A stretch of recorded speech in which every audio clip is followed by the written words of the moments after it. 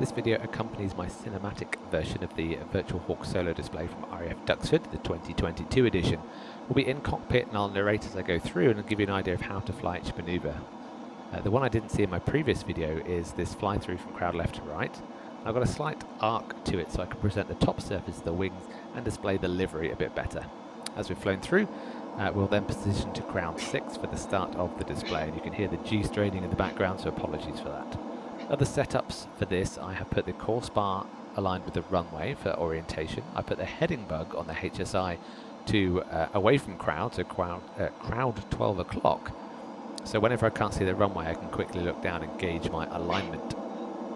I've also set the altimeter to the QFE. That's to say that it is my height above ground level is what is displayed on the altimeter, so I can use that for my reference altitudes to make sure I get sufficient altitude before completing a manoeuvre. So smoke is on from crowd 6 o'clock, 200 feet, and the music would hit as we went over the runway, almost 400 knots, about a 4 to 5G pull, and increasing that as we go up until I get to the light buffet, looking over the top to find the center of the runway, make sure I'm aligned with my smoke. And as I get to about 60 degrees nose down, I'll start the quarter turn. Keep about 60 degrees nose down until just shy of 2,000 feet AGL, and I'll then continue the pitch out all the way to 30 degrees nose up, ready for the double roll to the left and the wing over to the right. So freezing it here, pulling back towards the runway. I don't want to pull too hard because I'll lose all my speed, and I need to keep at least 350 to 400 knots for the next maneuver, which is the barrel roll. I'll keep pulling so that I go inside of crowd center so that I can keep this maneuver along the runway. You can see 400 knots, pitching up about 4 or 5G, and a quite tight barrel roll, otherwise it will take too long down the crowd line. I'll increase my rate of roll to make sure that I complete it without hitting the ground, and I'll keep the turn going and look at the HSI for my runway alignment, roll out 400 knots, and then straight into a 6G pull-up, looking over the top to align, and you can see the nice smoke trails behind me. So I'll keep the back pressure coming until I can hear the light buffet, and I'll pull this, look at the attitude indicator, about 50 degrees nose down here, hesitation roll, keeping this till about 2,000, maybe 1,500 feet, and then a 6G or 5 to 6G pull to level, and then straight into a loop. So with 400 knots, about 6G pull up, looking over the top to align. The military deck cord, the wiggly lines in the canopy are a really useful lineup feature. Over the top I need about 3,200 to 3,500 feet. I'll keep this rate of pull easing off only once I've assured that I'll make the turn, and blending it down to about 200 feet. From here we'll pitch to the right into kind of a reverse wing over with a hesitation roll underneath. I need at least 60 or 70 degrees away from the runway orientation to give myself enough space here to reverse it round. So the next is going to be the 4-point roll and the aileron roll.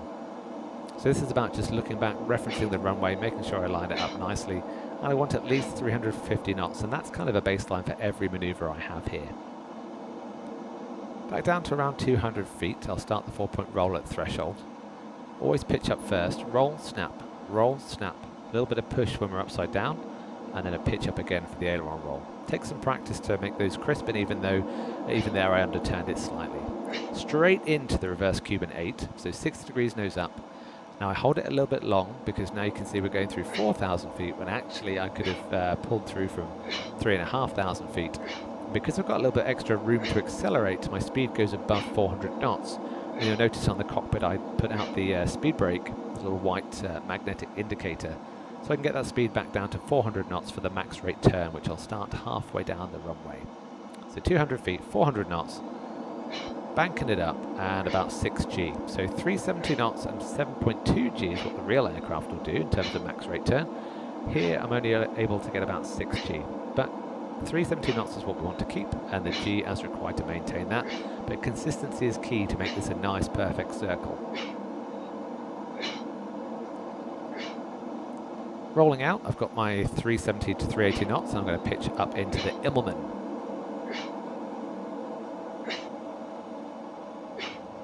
Again, referencing the runway, looking at the attitude as soon as I get to level, I'll not quite roll out, I'll go straight into a slow speed turn to the left. And because of my turn performance is pretty poor, I'll match what I did lower down in terms of the max rate turn. Now here we're going into the high angle strafe. I'll anticipate the roll in by about 90 degrees, and I'll pick an aim point halfway down the runway, so I give myself some consistency, and then it's like the back end of a Cuban 8. So about 2,000 feet anticipation, pull 5 to 6G, to about 200 feet level, and then straight into a small pitch up and a Canadian brake to 90 degrees away from crowd lines. You can see the HSI and the heading bug works well for this. And I'll look over to the left, have a quick check to make sure I'm all lined up, count 4 or 5 bananas, whatever your flavour is, and then reverse back around for the finale.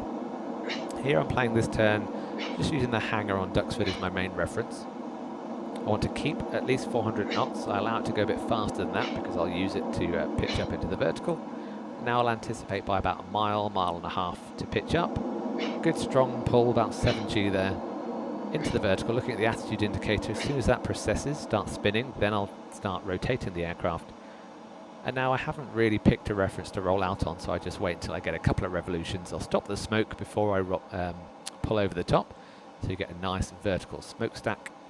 And now you've got various options here. You can either recover back to base by descending, doing a visual run and brake, or heading off to your next destination or wherever you want to land. So here we're going to go back in for a visual run and brake with a few techniques that are useful if you want to give this a go. So I pop the air brake out just to descend down, but what I'll do is position myself to about a mile to 2 mile initial point, about 400 knots, and we'll go for a 200-foot low brake, but climbing to 1,000 feet downwind. Now the reason why I climb up instead of stay low is because 400 knots is pretty fast for a run and brake, and I want to use speed brake, buffet and altitude, i.e. climbing, to slow myself down.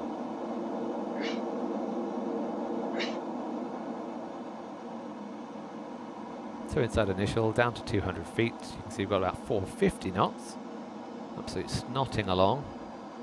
Quick cheeky look at the crowd line, say hello, and it's a roll, idle, air brake, pull, about 6G here, into the buffet. Buffet is fine, but keeping that pull and adjusting the attitude so I don't roll too wide and I stay about 1,000 feet. As soon as I'm lined up, reciprocal heading, so the HSI is useful. I'll put the air brake in, the gear comes down, the flaps go mid. I'll trim back as the aircraft decelerates. I'll check 3 greens, confirm the flap position, and keep trimming, looking for about 150 knots and about 88 to 90% RPM to hold those speeds. Threshold speed will be 115 because we've got 500 kilos of gas.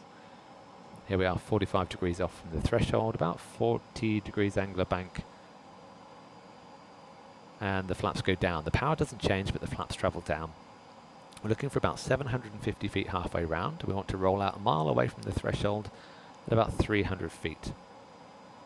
We can let the speed decelerate, so I'm a little bit fast at rollout. Nothing less than 140 knots, but here we are, 150, roll out, power comes back. I may be a smidge steep, which I correct. And I'm just decelerating down to 130 knots initially, and I'll take it down to threshold speed of 115. So all that's left to do now is to flare as we get close, select idle, and just wait until the main wheels touch down. So I hope that video was useful for you and certainly accompanies the Virtual Hawk Solo demo that I did. So please check that out and give it a go yourself. Let me know how you get on. But until then, I hope you enjoyed it.